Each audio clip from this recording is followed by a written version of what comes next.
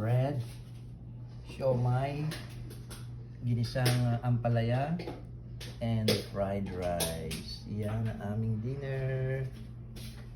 Ayan, sarap yan. At saka meron kaming chicken salad. Ayan, chicken salad yan, palaman. Okay. Thank you. At siyempre, meron palang yung maanghang. Garlic, chili garlic. Ayan, chili garlic yan. Okay? So, let's eat now. Come on, guys. Paki-like and share.